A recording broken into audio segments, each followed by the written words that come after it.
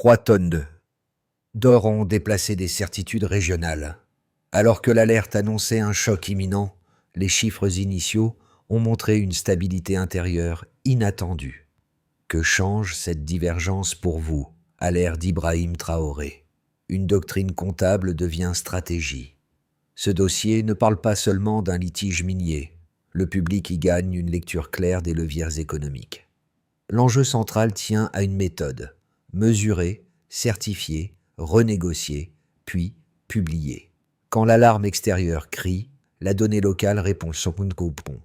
Derrière une transition comptable, les États sahéliens testent une souveraineté opératoire, sans rompre d'emblée avec les dynamiques régionales.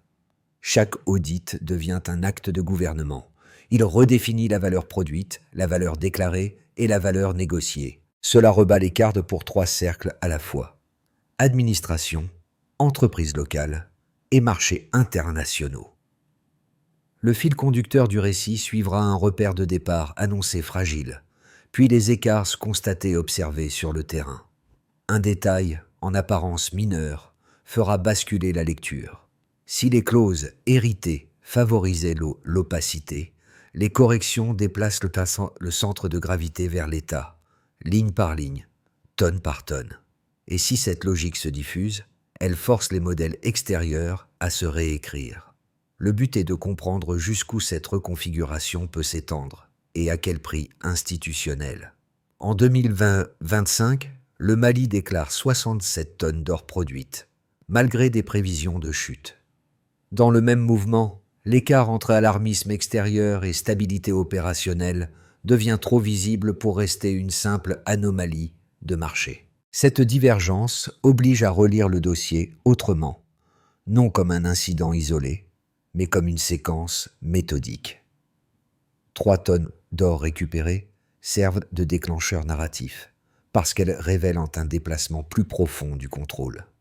Ce qui semblait technique ouvre une zone d'incertitude active, où chaque audit, chaque renégociation, chaque suspension devient un instrument stratégique, plutôt qu'une réaction défensive. La question n'est plus « que s'est-il passé ?», mais « qu'est-ce que cela change dans la manière de produire et d'annoncer la valeur ?» 2 gestes, présentés comme mineurs, cristallisent la rupture silencieuse: l'imposition d'un administrateur provisoire sur les opérations de Laguna et la confirmation de la production de 67 tonnes. Ils renversent la lecture dominante, car ils suggèrent une continuité des flux, là où les modèles attendaient une contraction. D'un côté, les marchés projettent des scénarios anxieux. De l'autre, les salaires continuent d'être versés, les extractions se poursuivent, et des raffineries locales absorbent progressivement des fonctions logistiques que certains opérateurs extérieurs réduisent. À partir de là, les audits successifs mettent au jour des clauses héritées de structures anciennes. Exemptions fiscales jugées disproportionnées, sous-déclarations récurrentes, mécanismes opaques de transfert de prix. Chaque correction documentée transforme le rôle de l'État, qui passe d'arbitre distant à acteur économique affirmé. Cette grammaire du contrôle, obligation de transparence, certification préalable, vérification ligne par ligne, rappelle une logique déjà testée au Burkina Faso, où Ibrahim Traoré avait montré qu'une réforme comptable pouvait devenir un acte politique. Le contexte devient alors lisible. Vérifier avant d'interpréter, mesurer avant d'annoncer. Reste une interrogation structurante. Jusqu'où cette reconfiguration peut-elle s'étendre sans provoquer une rupture plus large dans les relations économiques régionales? Pour comprendre comment une doctrine devient pratique, il faut quitter les projections et regarder ceux qui font vivre la méthode. Un inspecteur minier malien, longtemps cantonné à des audits routiniers, voit son métier se transformer au moment où les incohérences comptables apparaissent. Son quotidien, d'abord administratif, devient une enquête. Chaque ligne de déclaration prend la valeur d'une pièce à conviction. Quand l'administrateur provisoire arrive à Laguna, il décrit un changement immédiat.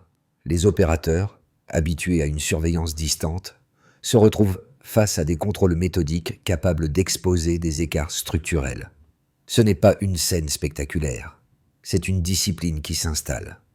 Un second témoin, directeur d'une petite société de maintenance industrielle, raconte un basculement différent. Jusqu'ici, son entreprise vivait de contrats périphériques.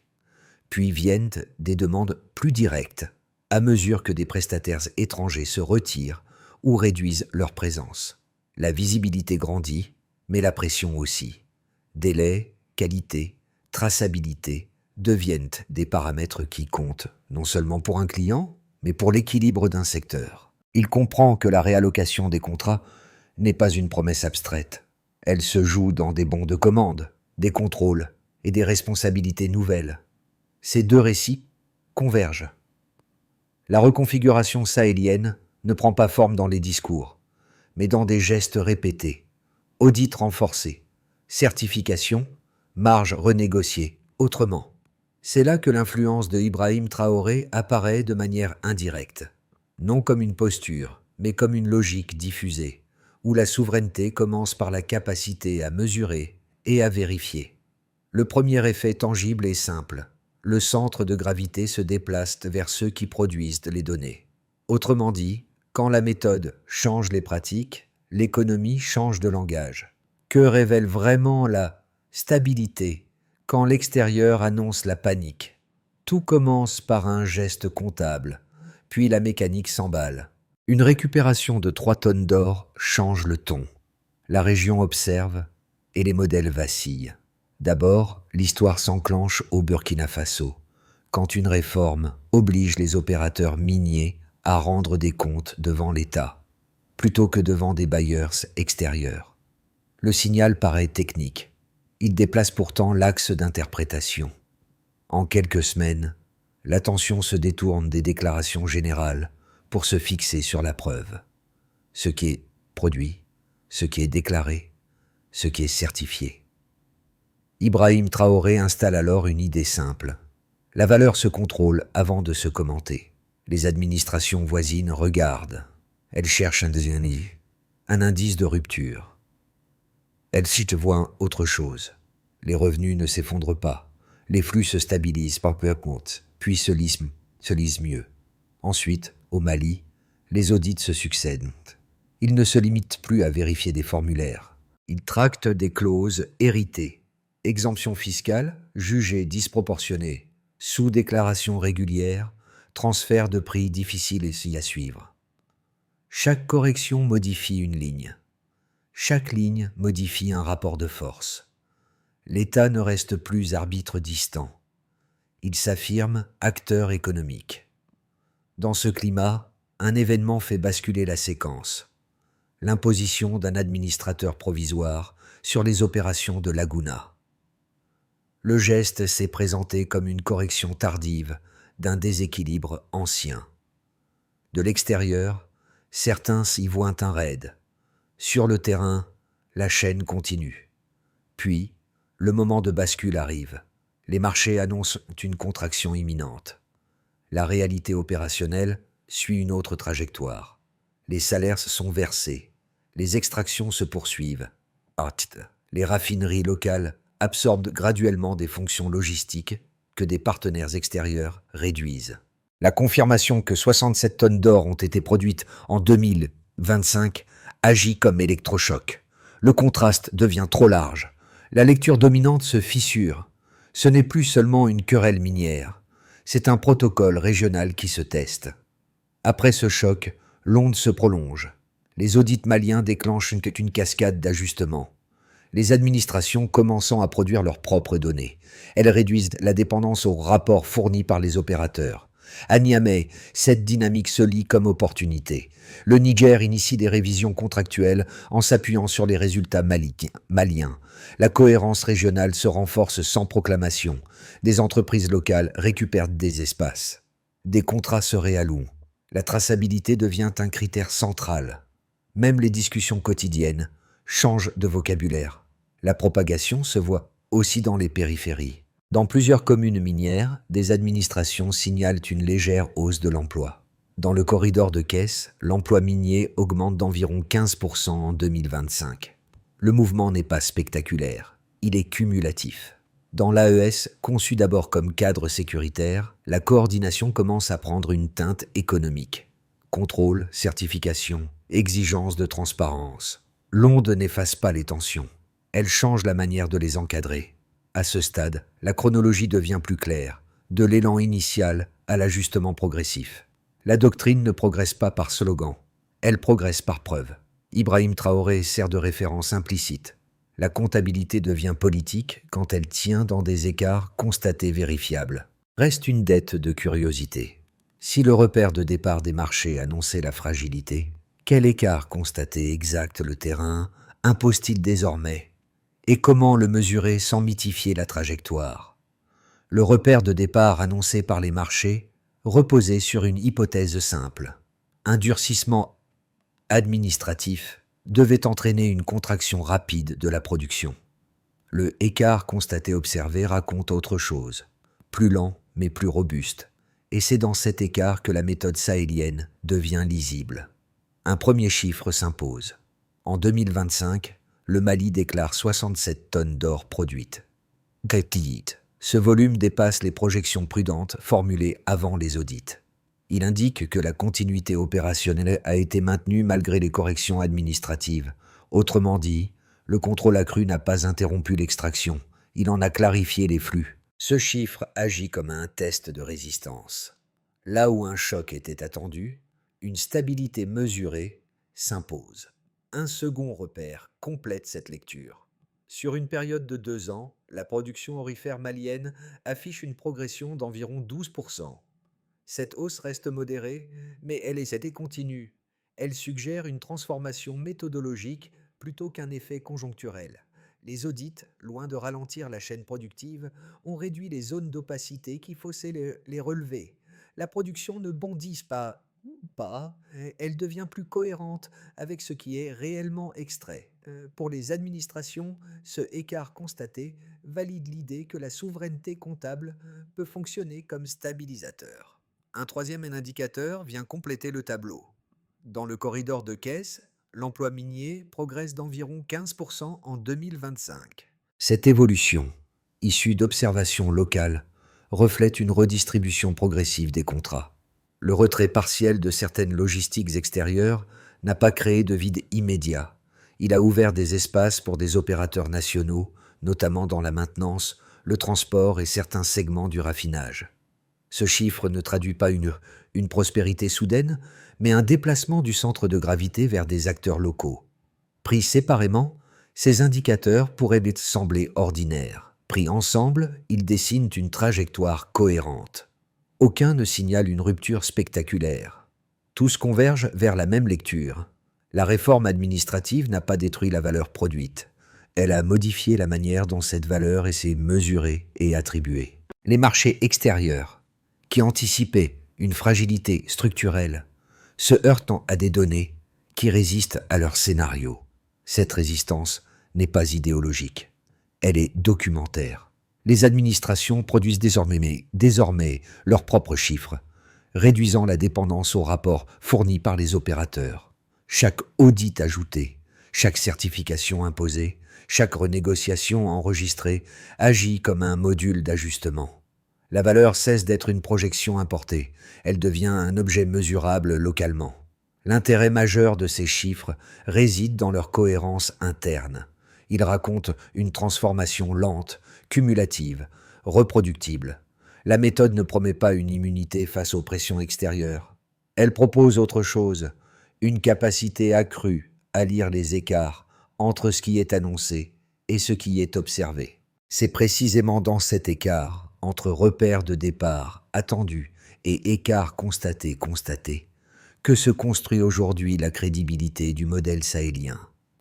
Les critiques du modèle sahélien formulent un premier argument solide. Une récupération accélérée des ressources et une multiplication des audits pourraient fragiliser l'investissement. Selon eux, la réduction de capitaux étrangers diminuerait les marges fiscales et transférerait aux administrations une charge opérationnelle difficile à soutenir dans la durée.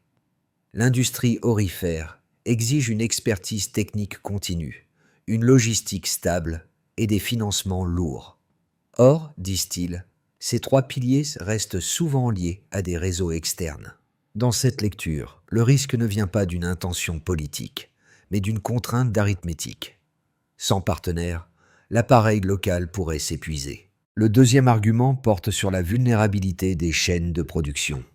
La révision des contrats et les suspensions ponctuelles pourraient provoquer une désorganisation progressive, retrait d'opérateurs internationaux, tensions sur certains approvisionnements, ralentissement des raffineries dépendantes de circuits extérieurs. À cela s'ajouterait un climat d'incertitude, peu favorable aux engagements industriels de long terme. Pour ces critiques, la densité des corrections administratives produirait un cumul d'effets. Chaque nouvelle exigence accroît la friction, et la friction finit par réduire la capacité de projection. La réponse, pourtant, s'appuie sur les observations rapportées au Mali et dans certaines zones du Sahel. Malgré les prédictions d'effondrement, la production reste proche de 67 tonnes en 2025. Les opérations ne se sont pas arrêtées, elles se sont adaptées. Les salaires ont continué d'être versés et des fonctions logistiques ont été progressivement absorbées localement. L'augmentation d'environ 12% sur 2 ans, sans être spectaculaire, indique une reconfiguration plus qu'une chute. De même, la progression d'environ 15% de l'emploi minier dans le corridor de Caisse en 2025 suggère que la redistribution contractuelle peut générer des effets tangibles, au moins sur certains segments. Ainsi, les deux critiques conservent une validité théorique. L'investissement et la logistique restent des points de tension possibles. Mais les données de terrain introduisent une lecture hybride. La région ne rompt pas mécaniquement avec le marché mondial. Elle renégocie sa place à partir de mesures, de certifications et de preuves cumulées. Le débat se déplace alors, non pas pour ou contre, mais à quelle cadence, avec quelle capacité et avec quel garde-fou pour éviter que la méthode ne se transforme en surcharge. La souveraineté se mesure. Le point de bascule apparaît quand un geste d'apparence technique cesse d'être lu comme un incident. La décision de sceller temporairement les coffres de barriques dans un litige fiscal, puis l'enchaînement des contrôles qui suivent, agissent comme un révélateur. L'État ne se contente plus d'observer les flux. Il les encadre, ligne par ligne, tonne par tonne. Ce n'est pas l'événement isolé qui change la trajectoire, mais la manière dont le système réagit. Contrairement au scénario de panique annoncé depuis l'extérieur, les opérations locales se stabilisent. Les raffineries absorbent une part des flux. Les audits exposent des écarts longtemps tolérés et les administrations produisent des passants des données qui concurrencent les récits importés. À mi-parcours, la région comprend que la doctrine sahélienne n'est plus une hypothèse idéologique, c'est un protocole opérationnel. Dans ce miroir, l'influence d'Ibrahim Traoré se lit moins comme un slogan que comme une méthode transférable. La comptabilité cesse d'être un arrière-plan. Elle devient le centre de gravité politique, parce qu'elle permet d'assigner une valeur, de corriger des clauses et de renégocier à partir de preuves. Le changement de perspective est net. La souveraineté ne se proclame pas, elle s'additionne. Pour mesurer l'impact réel, il faut regarder 4 groupes. Les effets ne sont pas uniformes. Ils s'alignent, pourtant, autour d'un même principe. Lorsque la donnée locale devient centrale, les comportements s'ajustent. Du côté des administrations nationales, le changement le plus décisif tient à la production de données propres. Les audits maliens mettent au jour des sous-déclarations, des royalties non acquittées et des clauses d'exemption héritées d'accords jugés déséquilibrés. Chaque correction inscrite dans les bilans modifie la perception de capacité. L'État passe d'arbitre distant à acteur économique affirmé. La confirmation d'une production proche de 67 tonnes en 2025 sert alors de point d'appui. Elle contredit l'idée qu'un contrôle renforcé conduirait mécaniquement à l'effondrement. Dans cette architecture, Ibrahim Traoré apparaît comme une référence doctrinale. Faire de la comptabilité un levier institutionnel plutôt qu'un simple outil d'enregistrement.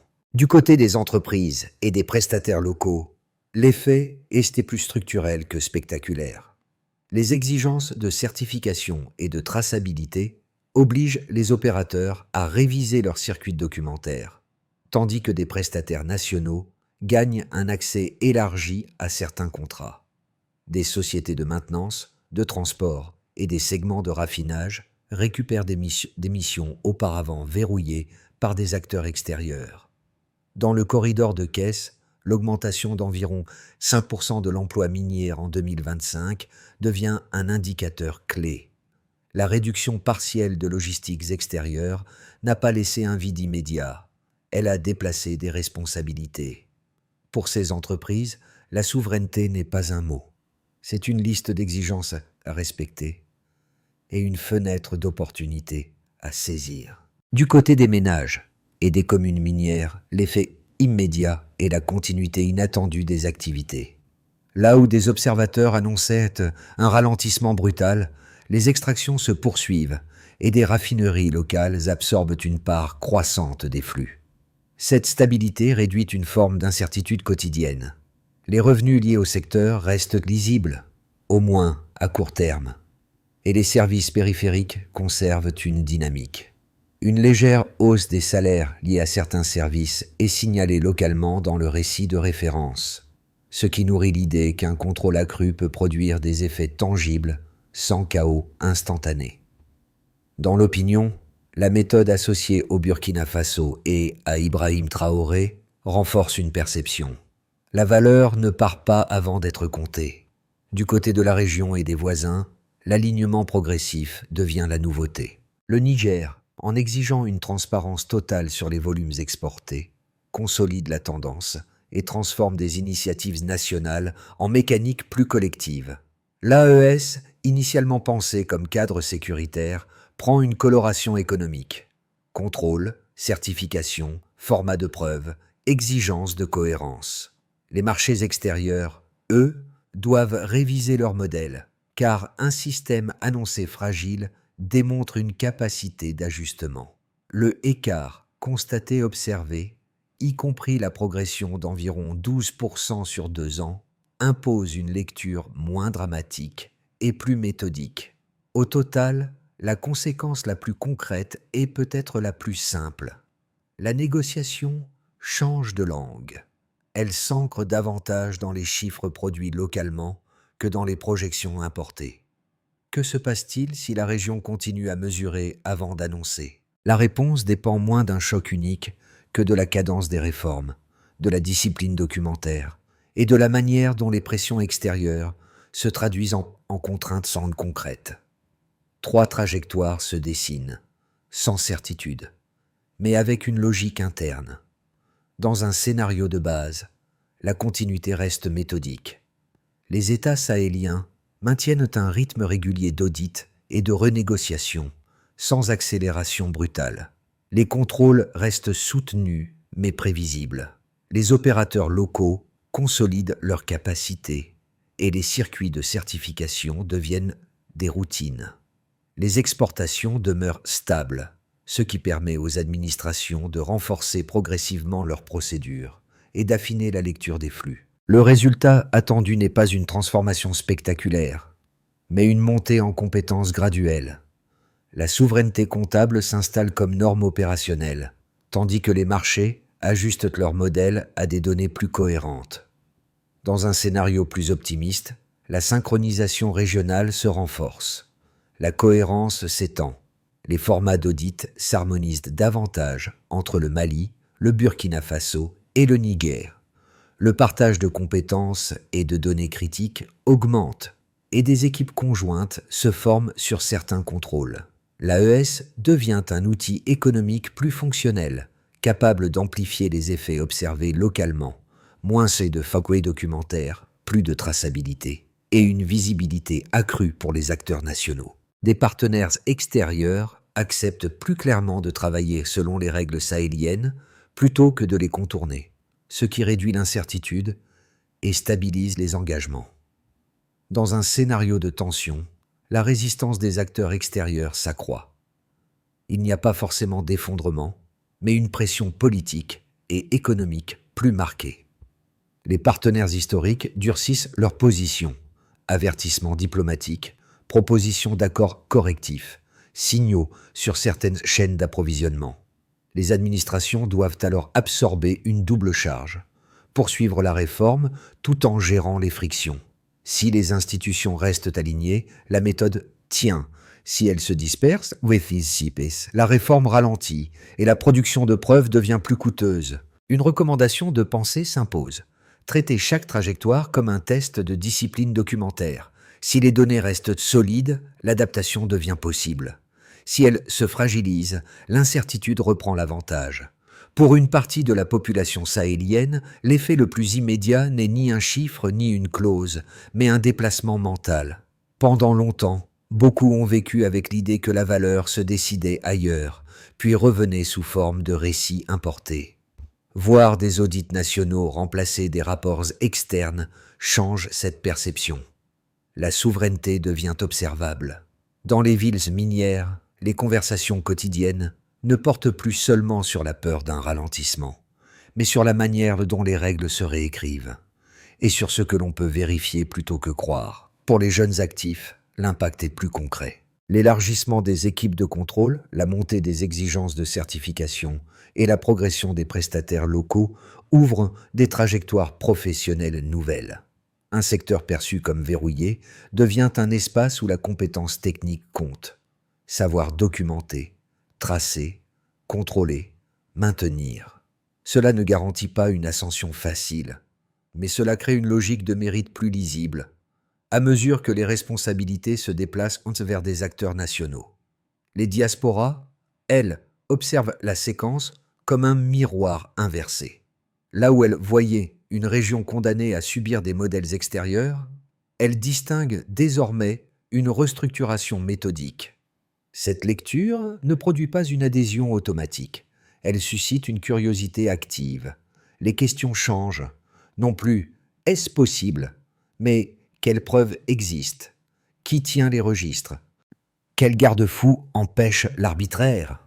Dans les centres urbains, où la méfiance institutionnelle reste forte, un autre effet apparaît. La lisibilité des décisions réduit légèrement la distance entre citoyens et administration.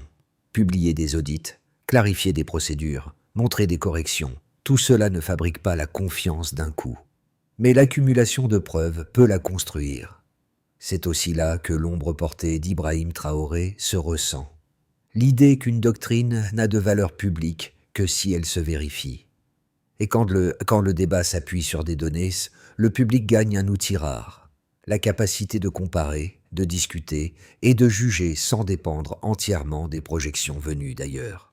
Si la doctrine sahélienne veut durer, elle doit se traduire en étapes vérifiables, avec des responsabilités claires et des indicateurs simples. L'objectif n'est pas de promettre une rupture, mais d'installer une capacité, mesurer, corriger, publier, puis recommencer sans perdre la cohérence.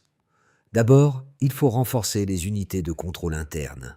Les administrations minières modernisent les registres, standardisent les formats de déclaration et créent des cellules capables de vérifier les volumes en temps quasi réel. La mesure de réussite est directe. Réduction progressive des écarts entre déclarations des opérateurs et données de l'État. Cette logique prolonge l'approche où Ibrahim Traoré a mis la comptabilité au centre du politique. La souveraineté commence par la maîtrise des chiffres. Ensuite, il devient essentiel d'établir une chaîne de certification préalable. Avant exportation ou traitement, des certifications documentaires deviennent obligatoires, avec traçabilité des lots et vérification croisée. Le PFOMT qui fait quoi doit être explicite. Service de contrôle, autorité fiscale, unité, technique. L'indicateur part des volumes certifiés selon un format unique, publié et auditable. Puis, il faut investir dans la formation et la capacité technique. Écoles techniques, universités et partenariats régionaux forment des équipes capables d'auditer et d'analyser sans dépendre d'expertise extérieure. L'indicateur, pourcentage d'inspections réalisées sans assistance internationale et stabilité de ses performances sur plusieurs cycles. En parallèle, la synchronisation des méthodologies au niveau régional devient un levier. Les États alignent leurs formats d'audit, partagent des données critiques et organisent des inspections conjointes sur certains périmètres. Le succès se mesure par la réduction des divergences entre rapports nationaux.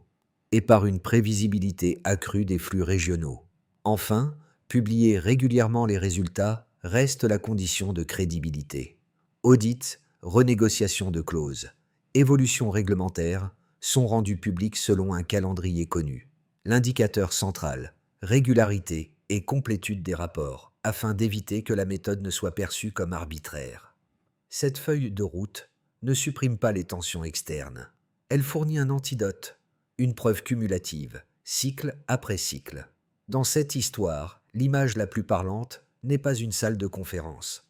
C'est un bureau étroit, un registre aligné et la patience d'un inspecteur qui, un jour, cesse de cocher des cases pour reconstruire une cohérence. Ce détail de terrain, presque banal, revient comme un motif. La transformation commence quand le contrôle devient une pratique, pas un slogan. À mesure que les audits s'accumulent, la région découvre une forme de calme attentif. Les chiffres ne promettent pas une victoire totale. Ils imposent une discipline. Ils me rappellent compte que la valeur n'est pas seulement ce qui se vend, mais ce qui se prouve.